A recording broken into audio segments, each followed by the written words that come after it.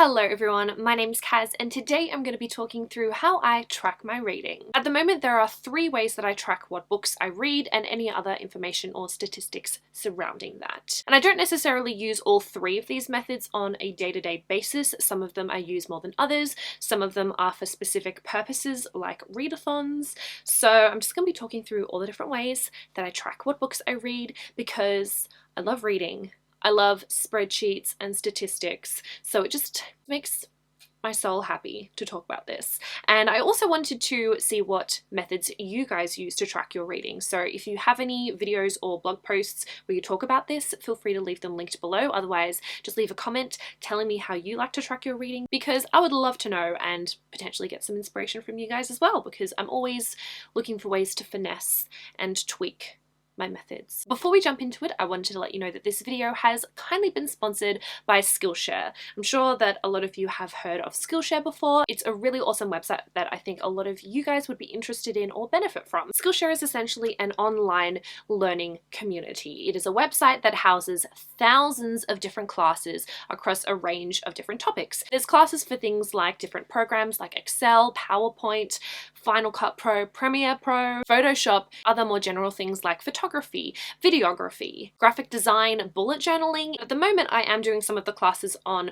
After Effects because I'd love to learn to do some cool animations or motions and text stuff on my videos. I think that'd just be really cool to be able to use the program because it's intimidating. Skillshare has been very, very kind in offering a link to you guys so you can get 2 months of the premium membership for free, which I think is awesome. There are seriously thousands of classes on a range of different things for a range of different interests and skill sets. So if you guys are interested, I have that link below to get 2 months free. But now let's talk about how I like to track my books. First and foremost, we have Goodreads, and I think it's pretty much safe to say that most of you will know what Goodreads is. If not, it is a website that basically allows you to track, rate, and review books. Goodreads used to be my #1 way of tracking what books I read, but I don't use it quite as much as I used to. And that's because I've found the wonder of spreadsheets. So I'll get into that in a little bit. But I still do use Goodreads and I still do keep it somewhat up to date. And by that I mean I won't track my books as I go, but every few months or towards the end of the year, I'll go back and add all of the books that I've read throughout the year, add my ratings, perhaps a little short review or a longer one if I feel like it, so that I still have all of my reading on Goodreads. Because of all the ways that I track my books, this is the one that's public. So I do like to keep it up to date with all of my ratings and reviews, so you guys, if any of you are interested, know what I think of them, especially since I haven't gotten around to doing any wrap-ups this year.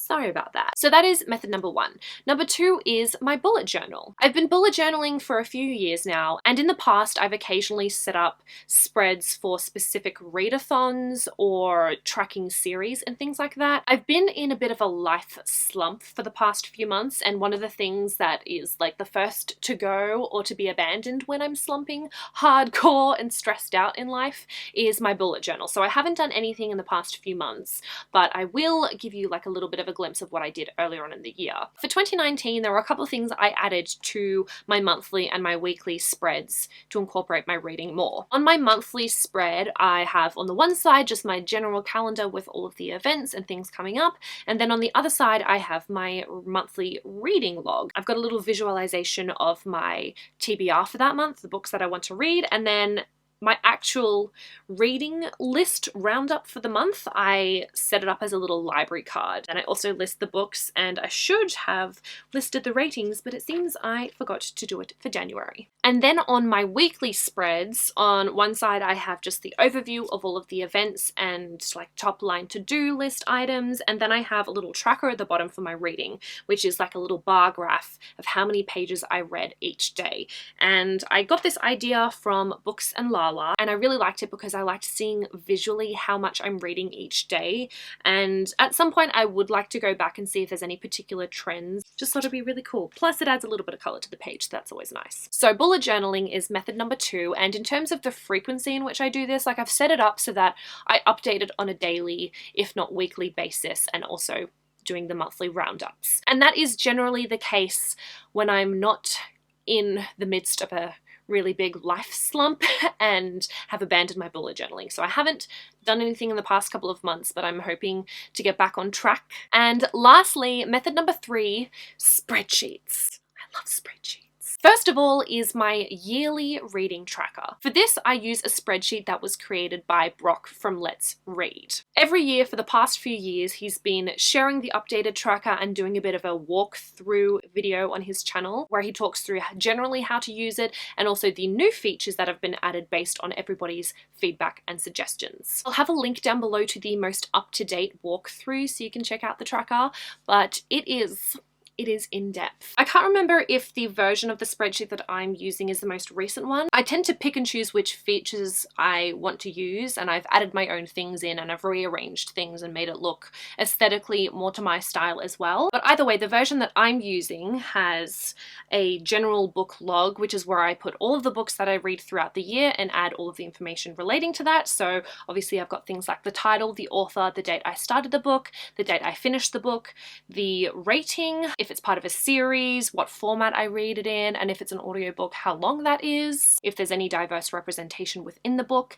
how I acquired the book, if I've reviewed the book or plan to review the book, things like that. There's also a bunch of other tabs at the bottom. I have one for my currently reading because I tend to have a lot of books on the go. I've also got a tab for books that I have DNF'd, books that I've acquired, books I've unhauled. There's a summary which basically has all of the statistics and percentages from all of the data that I've got. So I can basically see how many books that I've read this year have been fantasy, what year they've been published in, all that fun stuff. There's also like a charts one which has all the information from that summary represented in charts. There's a series tracker.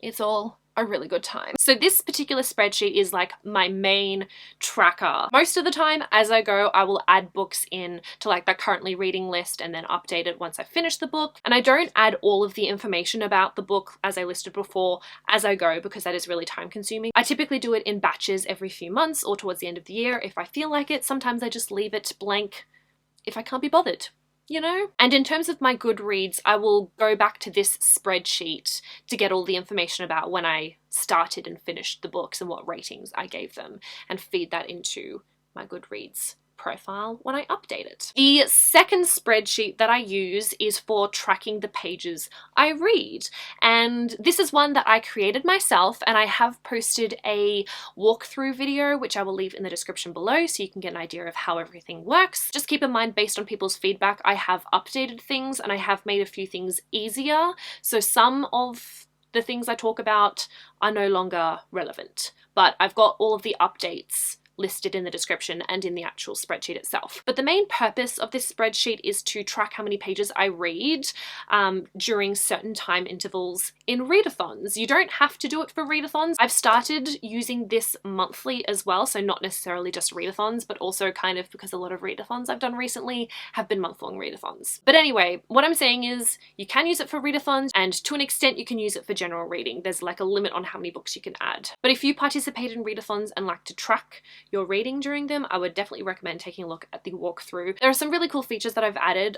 So obviously you can track how many pages you read in different time intervals. It's up to you how frequently you track it. But you can track pages, you can also track minutes, you can convert audiobook minutes to pages, you can convert ebook progress to pages. You can also track your progress with reading challenges as well. So you just kind of add the challenges and what books work for it, and it automatically updates when you've completed that book and therefore lets you know when you've completed those challenges. I'm pretty proud of the spreadsheet. I mean, it would have been very handy to do some like Excel crash courses before I started because there's a lot that I didn't know and still don't know about Excel.